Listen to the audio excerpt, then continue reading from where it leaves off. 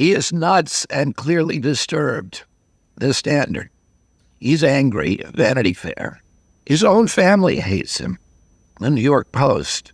He sounds like he's transmitting from another galaxy. He is so crazy. The New York Post. Kennedy is a humorless bully living in a paranoid fantasy. Vanity Fair. What the is wrong with Bobby Kennedy? Okay. He's a walking, talking conspiracy theory, the New York Times. He's completely divorced from reality, The Guardian. He is vile, the White House. Being with him was the low point of my summer, Vanity Fair. Bobby Kennedy speaks with a croaking, rasping, painful-sounding voice. His vague explanation is that it's a virus, but more likely it is a crack pipe voice. The Standard. Kennedy is a crank, the New York Times. He is a crank, the New York Times. He's a crank who cranks out whoppers the way Taylor Swift disgorges perfect pop songs, the New York Times. He has conversations with dead people, The Guardian. I wouldn't vote for that guy either. You're most likely going to have 3 choices for president on your ballot in November. This guy, and this guy. I realize you probably heard a lot of bad stuff about him these last few years. But what if the bad stuff you've heard wasn't even true? And what if there's a whole lot more to him than you even knew? This pipeline is not going to benefit the American people. I would urge you not to accept the shackles of courtroom monopoly. We're being given this land so that we can build cities on a hill. Our civilization will be judged by future generations. Either way, let's start with some irrefutable facts. This is Bobby Kennedy. This is Bobby Kennedy in 1962. This is his dad. This is his uncle. And this is his other uncle. He was born in 1954. He grew up in Virginia and Cape Cod. He has 7 kids. This is his wife, Cheryl. Yes, she's that Cheryl. He's an attorney. He's won hundreds of cases against companies like Monsanto, Mobil, Massey Energy, Dow Chemical, and a bunch of other big polluters. He's a surfer. He's a falconer. He's a rock climber. He's a river rafter. He's a hunter. He's an outdoorsman. He was a heroin addict and an alcoholic. He's been sober for decades. His voice sounds weird. That's because he has spasmodic dysphonia. It's a neurological disorder that can affect the voice and speech. He can do 25 pull-ups in one go. I can do 3. He's 70 years old, and he's running for president as an independent. Joe, why do you think Bobby's running for president? I think he feels like this is what he's supposed to do. He has a calling.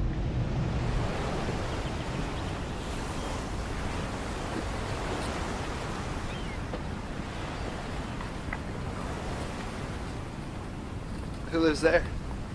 That's my mom. Can you talk about some of the values you learned as a kid from your uncle and your father that you're taking with you on this campaign? Well, we had a duty, they felt, make America exemplary for the rest of the world.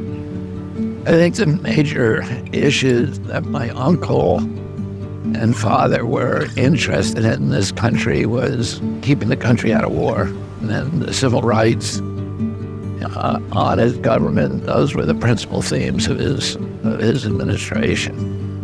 And that was all in a woman with the basic Catholic Church values that we learned in catechism, which was just honesty, integrity, courage, the golden rule, being kind to other people, being kind to people, even those who you don't like, while optimistic about the potential for our country to still live up to its ideals.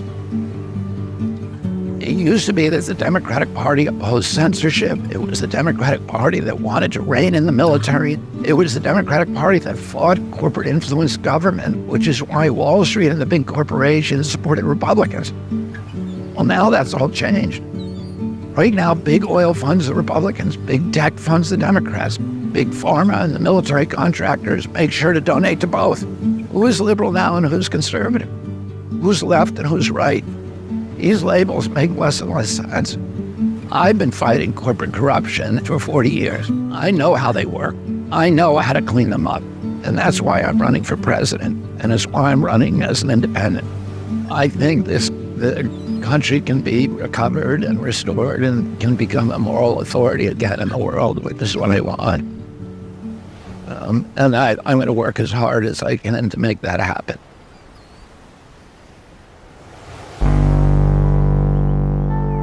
I started out my life wanting to be a veterinarian or a scientist, and my dad encouraged that.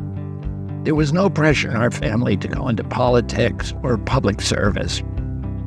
When he died, I felt kind of an obligation to pick up the torch that he had dropped. And so I changed my career trajectory to align it more with his. I think everybody in my family really feels that a lot of my father's goals and ideals are worth pursuing. And I ended up going to Harvard, which my dad did, and I went to the University of Virginia and became a lawyer and went into the DA's office, which was all very much aligned with my father's path. But I wasn't meant for that space, and I think partially my addiction was a reaction to that misalignment. I was doing things in my life that I was not intended to do. When I got sober, I reassessed my life and said, I got to get back to what I wanted to do myself, which was something to do with the outdoors. And so I went to work as an attorney for fishermen on the Hudson River, suing polluters. This is a pipe from the Putnam County Community Hospital sewage treatment plant That had contaminated the river and were destroying their livelihoods and their industry and their property value and their lives. And it made me happy to work for them. Everything that has happened in my life has led me to where I am right now. The deaths, the tragedies, the addiction, the recovery, finding a deep belief in God. It's immodest to say those things. Running for president is inherently immodest. I believe now that I am uniquely positioned to tackle the problems that our country is facing.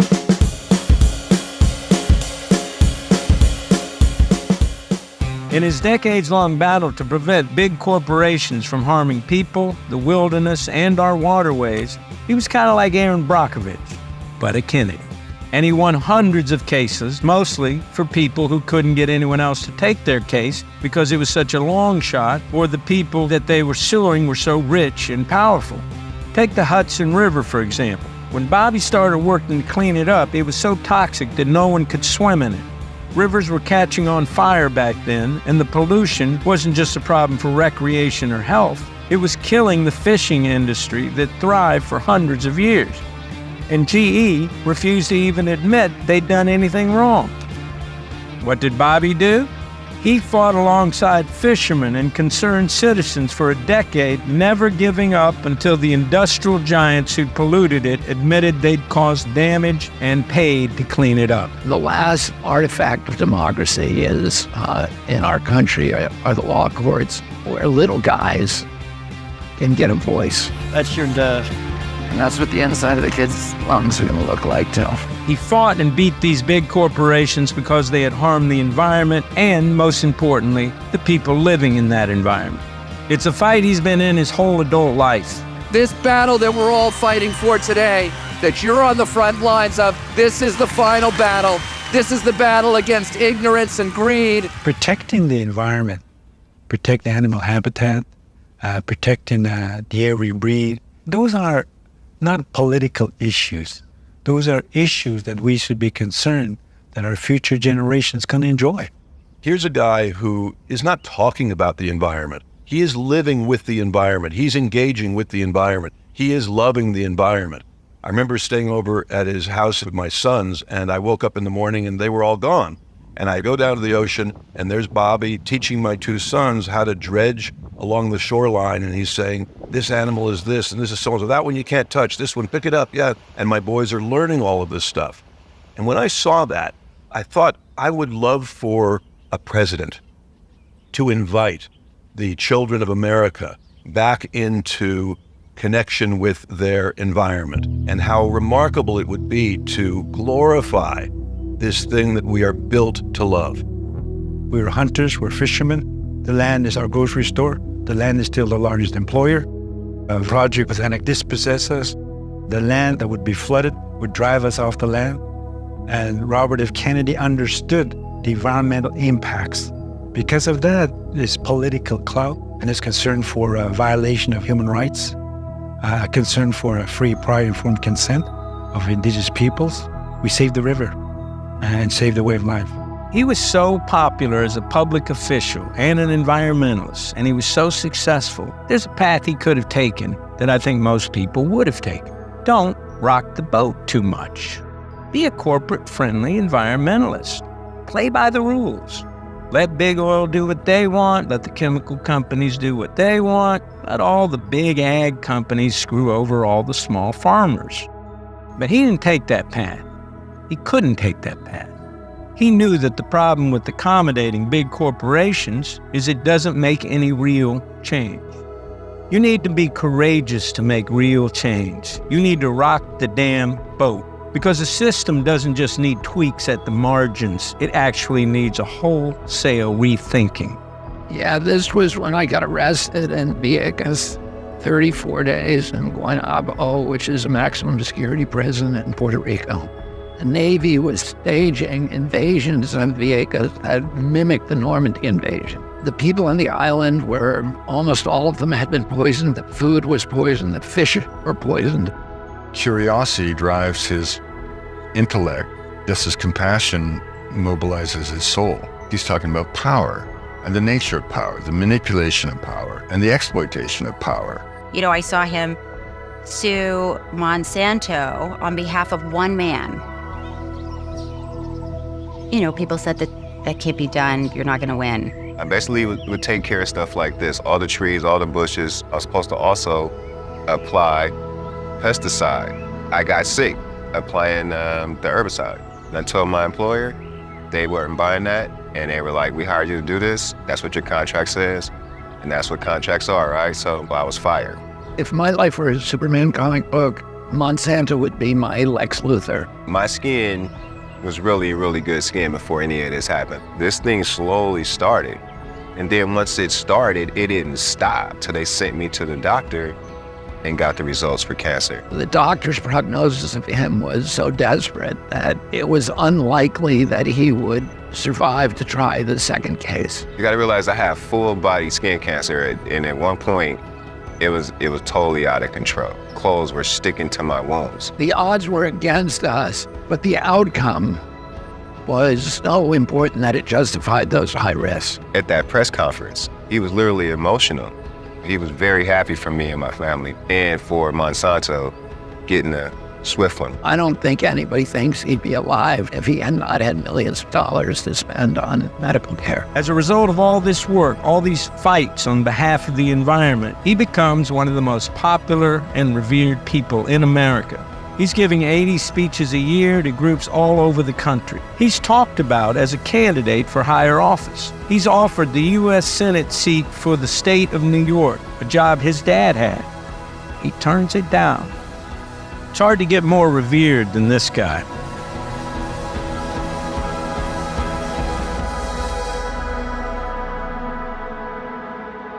My name is Lynn Redwood. Bobby refers to me as the woman who ruined his career. I knew that he was going around the country lecturing about the dangers of mercury. So these women start showing up at every lecture that I give. Literally thousands of parents. And they believed that their children had been injured by the vaccines. They would say to me, if you're really interested in mercury exposure to children, you need to look at the vaccines.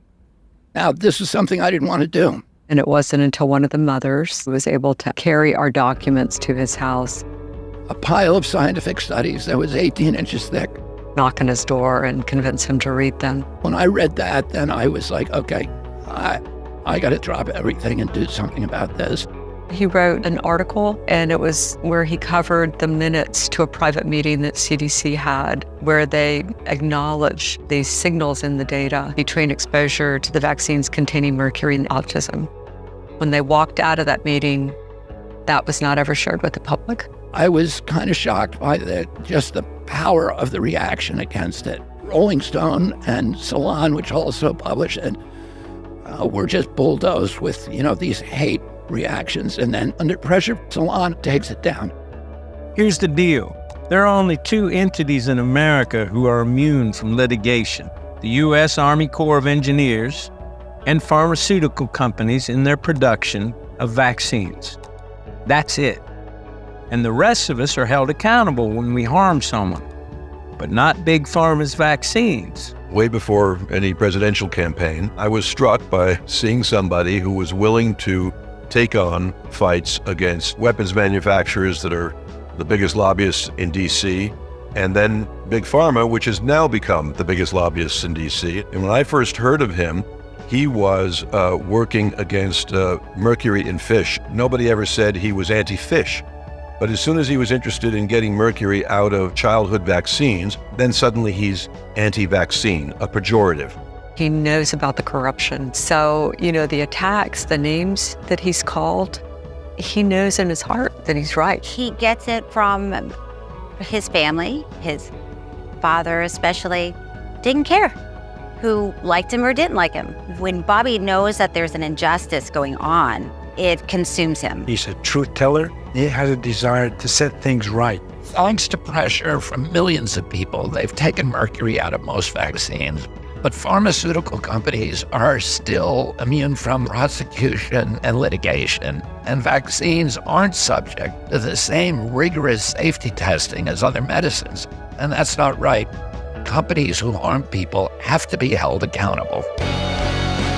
This industry is powerful, and it has deep ties with media, and it has deep ties with government. Why do you think these drug companies are spending so much money on ads during the news? It's not to sell their products. They're doing just fine with that. It's because they want to control the message. They hate Bobby Kennedy. There is a person standing in their way, like a student standing in front of one of those tanks in Tiananmen Square. I fear that a rushed COVID vaccine wouldn't be as safe or as effective as we were promised. And I also felt that lockdowns were going to do more harm than good, especially to small businesses and to children. But when I made those arguments publicly, I was silenced.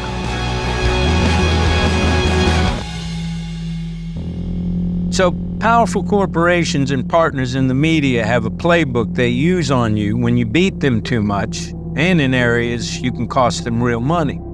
They implemented every page in the playbook on Bobby when he decided to question the absolute moral purity of the gods of Big Pharma. Pharma was apparently beyond reproach, and when Bobby questioned them, his adoring press turned faster than the weather in Texas. I did press on presidential campaigns and campaigns in general for almost 20 years. What generally happens with people like me is when we're done with the trench warfare of campaigns, which is low-paying and grueling work, big corporations hire people like me to come inside and implement the playbook, defend them from attacks, and run an offensive attack against people that the corporation doesn't like or who is threatening the corporation. And here's the way the playbook works. First, they attack you broadly and they question your facts. They say you're lying and it's ferocious. But if you keep on moving after that, they move on to character assassination. They take on who you are as a person. They dig up everything bad in your past and leak it to the press. If you had a fender bender, you're a reckless driver. If you paid a bill late, you're a deadbeat, and so on and so on. Every part of your life goes under their microscope. They try to embarrass you. They try to make you say this fight isn't worth what it's costing me, and you quit. But if that doesn't stop you, and it stops most people, but it didn't stop Bobby, they say you're a liar. If liar doesn't work, they say you're an anti-Semite and a racist. No two slurs in America are worse than those. No slur except crazy. Crazy or kook or crank or nut job are their mainstays. That's their nuclear option. Because if they can get everyone to dismiss you as a wacko nut job... RFK Jr. spreading some really deranged lies. I mean, his own family doesn't support him. Everything you say is suspect. And then they can get back to selling whatever thing it is you said might not be safe. And here's the thing, it works. Like damn near 100% of the time it works. There was a period of time, and when I was a kid, when doctors were recommending that you smoke cigarettes. There's advertisements. Have you seen that movie, The Insider, with Russell Crowe and Al Pacino? Russell Crowe plays a whistleblower, Jeffrey Wigand. It's a true story. He worked at a tobacco company, and he blew the whistle on Big Tobacco. He said that cigarettes and tobacco were, shocker, addictive and cancer-causing. We are in the nicotine delivery business. That's what he told, the truth. What did they do? Big Tobacco destroyed him, and they used the playbook to do it. And here's the thing. If all the publications and TV shows you trust tell you someone's a crazy person, they must be a crazy person, right? When you can just make things up, that must feel good to him. Wrong. A lot of times, the crazy person is just someone brave enough to speak truth to power. But it's not like the playbook didn't work to a large degree. This is New York Magazine in 1995. This is New York Magazine in 2023. This is Vanity Fair in 2006. This is Vanity Fair in 2023. This is Rolling Stone in 1992. This is Rolling Stone in 2023. Standing up to them exacts a real cost, and that's why they do it. I just thought it was important. And what was the cost? The cost was that I lost a lot of friendships, lost my jobs at the environmental groups. I lost the relationships that I'd built over maybe 50 years of life. I had close friends who just told me they couldn't be my friend anymore. So now I'm subject to this new form of censorship, which is called targeted propaganda, where people apply pejoratives like anti-vax. I've never been anti-vaccine, but everybody in this room probably believes that I have been, because that's the prevailing narrative. My children are vaxxed. I'm fully compliant with the vaccine schedule myself, except for COVID. I have never been anti-vax. Anti-Semitism, racism.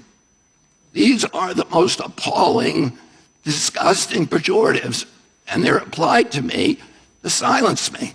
If somebody shows me a fact and I'm wrong, I'm going to change my opinion, and I'll apologize. But calling me names is not an argument. Bobby actually encourages healthy debate. That is the environment he's going to create in the country. Healthy debate, honest conversation, and a way forward that is derived from consensus is what's happening inside of the campaign. Now we need to have that happen inside the country at a large scale. I read that, some of your family is against you running for president. Well, I have a big family. I think last time we did a count at July 4th, there was something like 105 Kennedys, so it's not surprising that 4 or 5 of them don't agree with every decision that I make. I don't agree with Bobby on all issues. I don't expect to agree with my president on all issues. But what I take away from his stand on vaccines is that here's a man of the courage of his convictions. And he maintained those convictions in the face of incredible opposition and at enormous expense. The other thing is, my family was raised to debating each other. Every night at dinner, my father would choose debate topics, and we would debate each other with passion, but also with respect and congeniality. I wish the same thing for our country. I wish that we could all disagree with each other on political issues and still see each other as part of a family. My father used to tell us that we should always do the most difficult thing. He'd say, do the thing that scares you most. If something frightens you, maybe you should do it. Because each time you do that, it gives you the opportunity to find the hero inside of yourself. Our duty while we're here on Earth is to embrace whatever destiny befalls us. And knowing that the more difficult a challenge is, the more unpleasant or tragic the circumstances of our lives, that all of those things are actually gifts. They're opportunities, because by surviving them and enduring them, we come away with a greater strength of character and wisdom. And we're not here on the earth to just make a big pile for ourselves, and whoever dies with the most stuff wins. I've noted already today how former President Trump is beating President Biden in 5 out of 6 battleground states in a hypothetical matchup. But if Robert F. Kennedy Jr.'s name is specifically added to that ballot as a third option, then nearly a quarter of voters said they would choose him over Trump or Biden. RFK Jr. polling between 22 and 26% of support among swing state voters in Pennsylvania, Wisconsin, Michigan, Nevada, Arizona, and Georgia. Yep. Among Gen Z and millennial voters, he's beating both Biden and Trump. If these numbers hold, he actually has a chance to win the presidency. The RFK Jr. factor is more serious than I may have considered it beforehand. RFK Jr. is polling better than any independent candidate since 1992. He is a serious breath of fresh air. This dude is a powerhouse. Veteran political journalists have urged, do not ignore Robert F. Kennedy Jr. Democrats are in a total panic that RFK Jr. could spoil Joe Biden's re-election. I like eating mistakes like this. RFK Jr. could be poised to turn our two-party political system on its head. He's a threat, RFK We Jr. declare our independence. I declare my independence. Yo declaro mi independencia. Robert Kennedy Jr. officially naming attorney and entrepreneur Nicole Shanahan for his running mate. For the first time in this campaign, I'm hearing, oh, he could actually win. I've had friends text me, your husband could actually win this. Like, yeah, I know. Send. A new NBC News poll shows 34% of voters suggesting they could see themselves supporting him. I've watched so many of your interviews, and if people just heard you talk, you're so reasonable, and it's exactly what people want. You're the first person in my lifetime as a 26-year-old who I have actually been excited about. I appreciate his authenticity, period. He is curious. He's willing to admit his mistakes and his failures. He's willing to change his mind based on facts presented to him. And I do believe he truly cares about humanity and making this country better and making the world better because of that.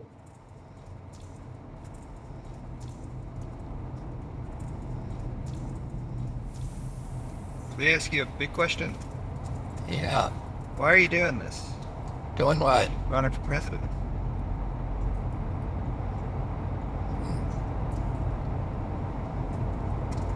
Because I don't like the way the country's going.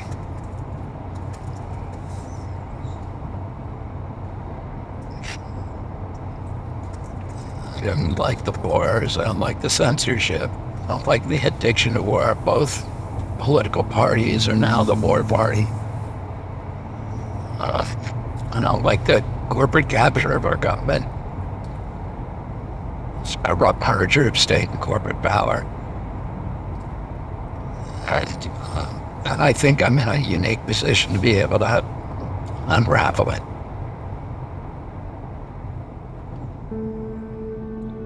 You have a family of political know-how, but have you committed yourself to a political future? I don't think so. I think I'll probably do some form of public service. I think everybody in my family really feels that a lot of my father's goals and ideals are worth pursuing. The good news is that people like yourselves are finally fed up.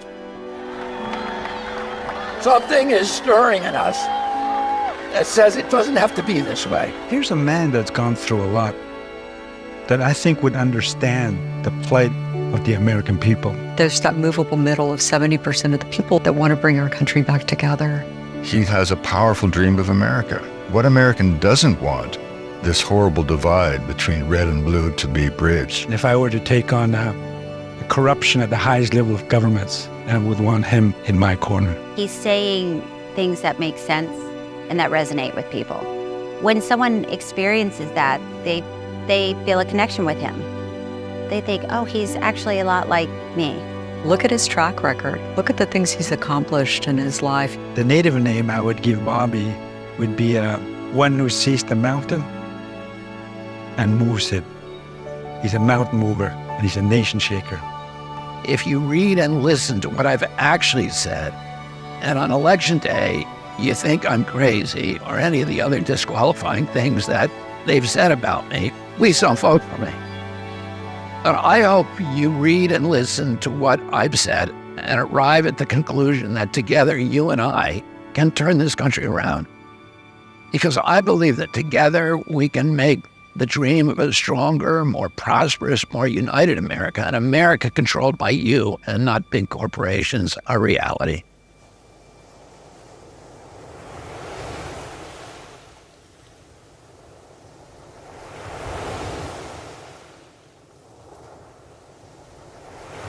American Values 2024 is responsible for the contents of this advertisement.